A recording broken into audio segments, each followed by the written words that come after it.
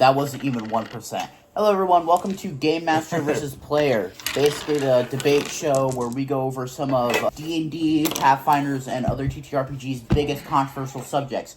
Today's episode is about power gaming versus narrative building characters. But I think first we should introduce each other, So, how long have you been a EM for now? Since 2022, so coming on 3 years. And I actually played in his first ever campaign. Can't tell, we are brothers. It was not very good. Actually, it wasn't as bad as I thought it was going to be. It's still really fun. But I've been a player since about 2022, and I've very much enjoyed my time with the game. So I figured, when I saw him uploading videos about TTRPGs, I feel like all this stuff is really cool, but I feel like it would just be a little bit better if they had a player's perspective.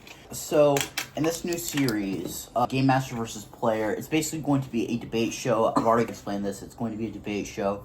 We're going to be friendly. And today's episode is about power building versus narrative building characters. And I'm going to take a page out of Dimension 20's book here, and I'm going to let you decide which side you are on. I'll say power building. Alright, I think that makes more sense because I'm a player. I will take narrative building then. Would you like to start, or should I start? So, in the D&D and tabletop community, a lot of the time, a lot of people see power building as a bad thing, and I actually don't. Because, in my opinion, whenever I play Dungeons & Dragons, I more prefer the role-playing parts of it. Also, that goes to Pathfinder and all that other stuff. Tabletop games in general. So, I'm not really a big fan of the entire idea of combat. So, even though I don't consider myself to power build, if someone's not a fan of combat, I could see how they would want to build their character to progress through that combat as fast as possible. And I don't see anything wrong with that. I think if you're going to make the argument saying that power building is bad, then you should just ban the classes like Fighter and Barbarian in general. Because that's what they are meant to do, get through combat as fast as possible. I think there's a difference, and I think you're kind of getting confused between power building and combat-based classes, because playing a barbarian isn't power building. You want to know what power building is? Power building is taking 2 levels into Paladin and the rest of your levels up to level 17 into Sorcerer. That way you can get level 9 spell slots, Divine Smites. That's power gaming. And I say no. No power gaming. Power gaming is... You got a spider in your window. I do. Spider Homie's growing. Hold on. Wait, let me see if I can... Spider Homie. Like crap, dude. Spider Homie.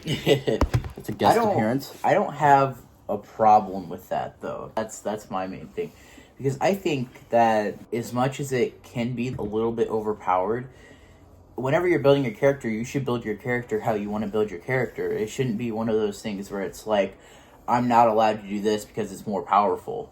In fact, I think no matter how you build your character, as long as you get to the point where it's like, by the time you're level 20, no matter what, you're overpowered as hell. Yes. Right? But I would even say you start becoming a little bit overpowered at level 5. So it's just one of those things where it's like, everyone's going to be overpowered, or it doesn't matter if it happens sooner or later. So I don't really see how power building is a bad thing. Because especially someone who prefers role-playing and all that stuff, they don't really... Here's been the thing. Power gaming, a lot of the time, takes away from role-playing. And I've done some power building in the past. I don't like to power game. I don't like to min-max.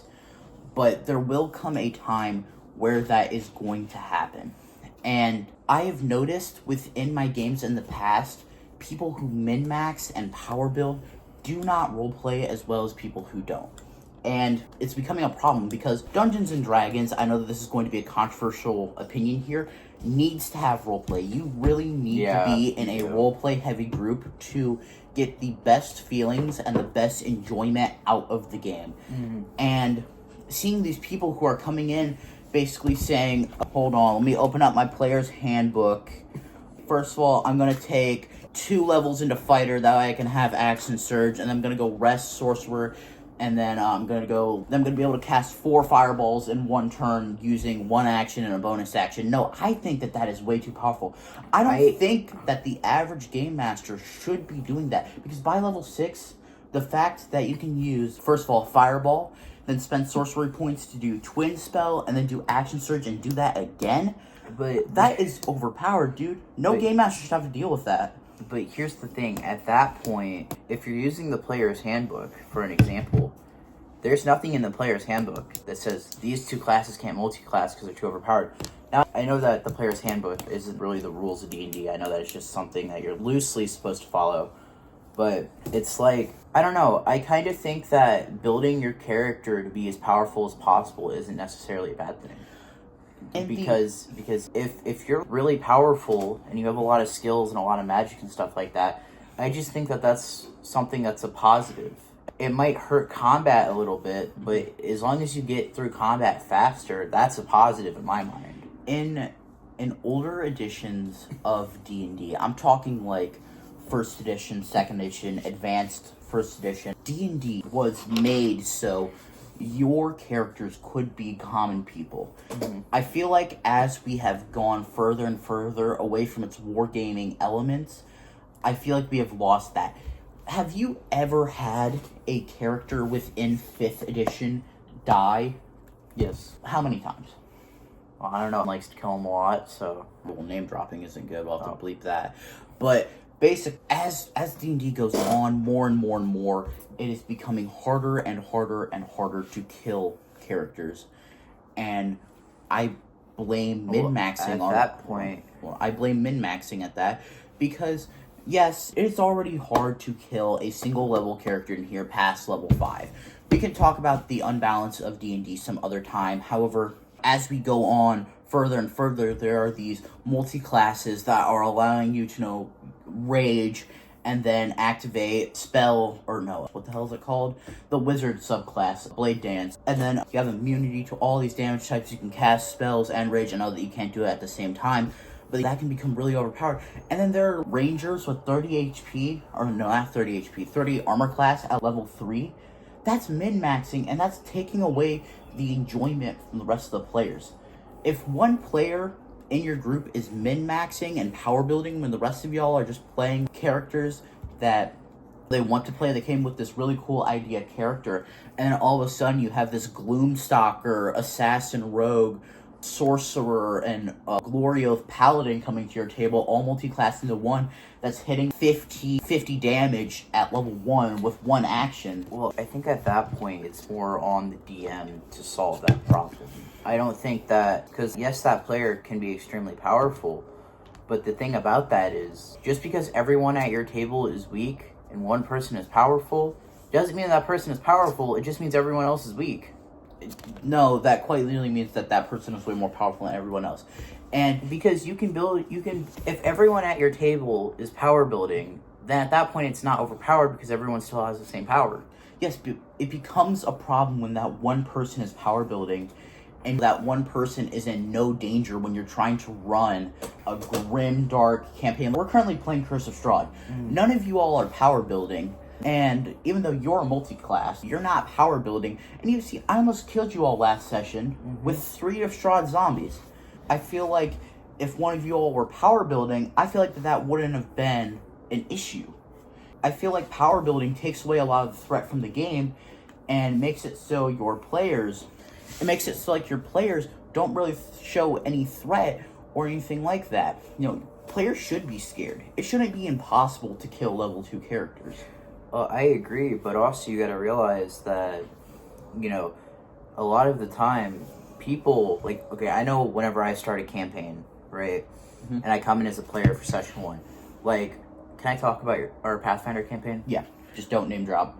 Okay, well, in our Pathfinder campaign, I came up, I knew I had a 2-month heads up that it was gonna start, so I came up with my character's background story and all that stuff, and I'm a skeleton gunslinger that ran away from a gang or a group of pirates and basically joined the group that we're in now, right?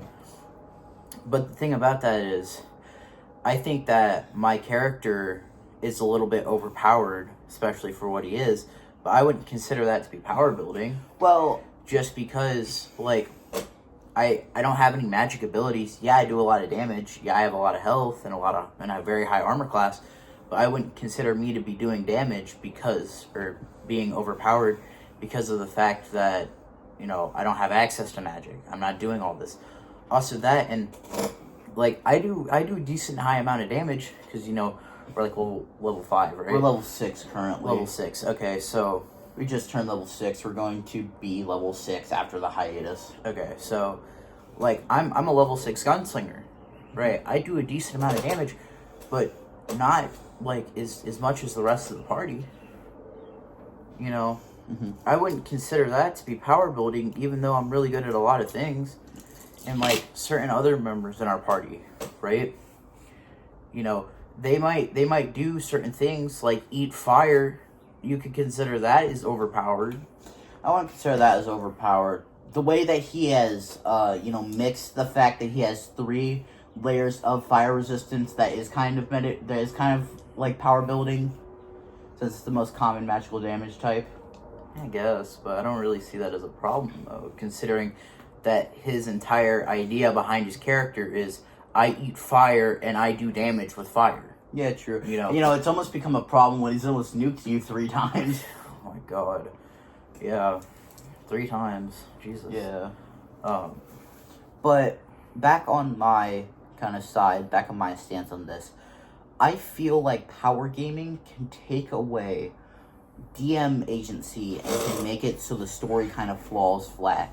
Because I see so many game masters nowadays. Let's look at paladins. Paladins are one of the most crucial multi-classing power building classes within the system, because Divine Smite is so powerful. You spend 1 spell slot and all of a sudden you're doing like double extra damage. Add the fact that it is incredibly easy to get a critical success on an attack roll in this system, especially if you're playing something that has like a feature that says, hey, if you do this then you get a critical, like the assassin, for an example. I brought that up earlier. I'm pretty sure if you attack them during a surprise round or something, if you give them the surprise condition, then you immediately get a critical. But it becomes really easy to metagame and power game accidentally while playing these characters, and it kind of takes away from the narrative. Because let's say part of your game master's world, Tomb of Annihilation, even one of the biggest things is revival magic has been outlawed or in some way just does not exist here. All of a sudden, everyone else has this fear of dying, when meanwhile you're a level 4 ranger with 30 armor class who has no fear of dying at all. It takes away from the narrative.